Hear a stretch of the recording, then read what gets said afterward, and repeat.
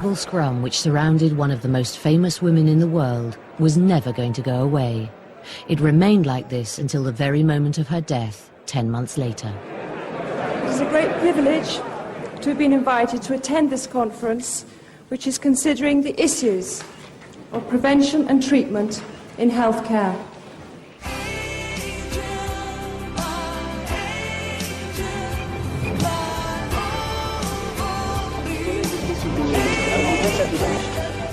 Ma'am, a government minister's home has said you're a loose cannon by supporting this campaign. Do you have any reaction to that?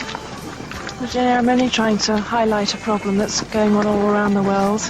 That's all. 1997 was the last year in Princess Diana's life. Though no one knew it, the clock was ticking and the final countdown had begun. It was just at this time, 10 years after first raising AIDS awareness, that Princess Diana had finally found a fully developed sense of purpose and mission. She travelled to Angola in Africa to draw attention to the thousands of unexploded landmines which routinely maimed or killed innocent civilians. I believed in you. I believed in you. I think that Diana's landmines campaign was the most supreme moment of her career, because she really understood in those last years how to harness her global celebrity towards a cause that she could then genuinely help to change.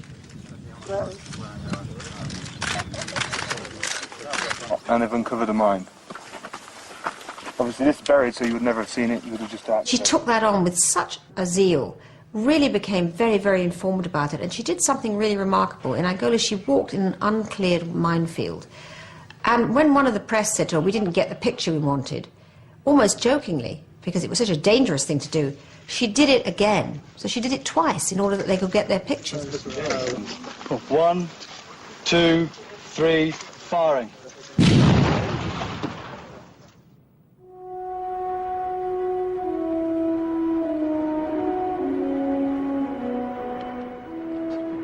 In March, Princess Diana and Prince Charles came together to attend Prince William's confirmation.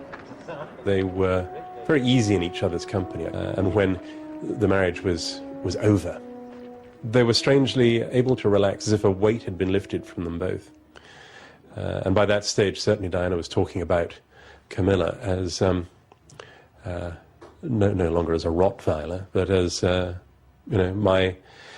my husband's lady friend. My husband needs her. She pretended to be reconciled to the breakup with Charles and his relationship with Camilla. Deep down, she wasn't really. She never gave up on Charles. She still loved Charles right to the end.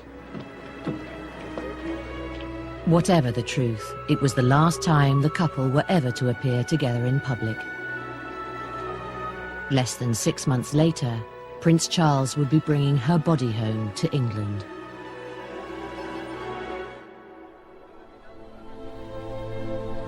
Barely a month before her own funeral, Princess Diana was attending the funeral of murdered designer Gianni Versace.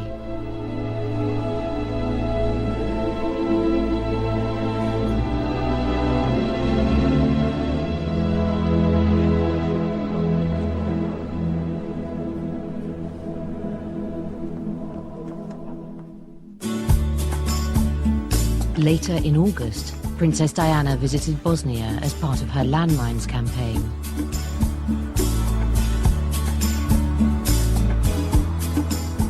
It may have been because the headlines were far-reaching, but it was a subdued princess who began the last day of her tour in Bosnia. It could also have been because of the mine victims she's been meeting, like 15-year-old Mrzeta Gabalic, blown up by a landmine. The princess may also have been apprehensive that the large media pack following her were more interested in matters elsewhere than in the plight of Bosnians. Some came too close. Please don't, she asked.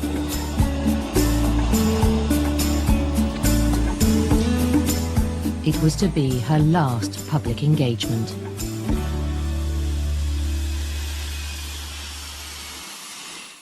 By now, Princess Diana had struck up a relationship with Dodi Fayed, son of the Harrods boss Mohammed Al Fayed. Hasnat Khan had cooled towards Diana in mid-1997, and she and Dodi had then struck up a relationship. Dodi offered glamour and wealth, and at the end of August, they were holidaying together in the south of France.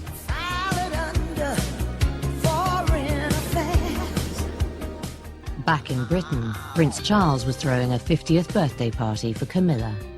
I think Diana's behaviour on her Al Fayed holiday is rather significant. I mean, she was very much look at me. She put on leopard skin swimsuit, she bounded about in front of the press.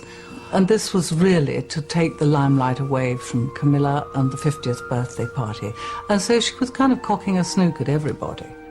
She really went with Dodi Fayed because A, she thought that it would show the world and men who didn't appreciate it that she had a boyfriend who was mad about her. And secondly, and here was the biggest irony, she thought that the Fayeds offered protection. She felt that they had the bodyguards, the private planes, the helicopters, all the toys, as she put it, that would somehow be commensurate in a way to her life as a princess. It's a sad irony that when it really mattered, the Fayed bodyguards couldn't protect Princess Diana from her fate.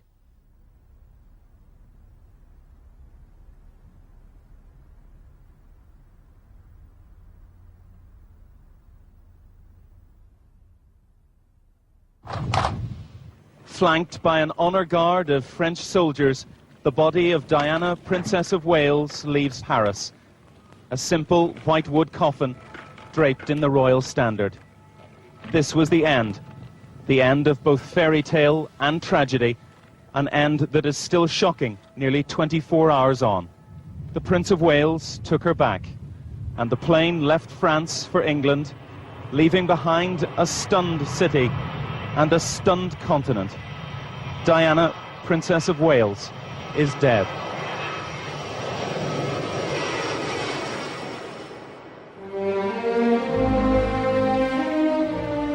The scenes of mourning for Princess Diana were eloquent testimony to her extraordinary status as a global icon.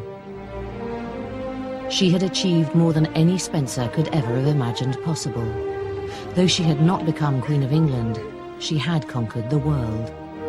She had engendered in quite literally millions and millions of people around the globe the feeling that in some way they knew her and loved her.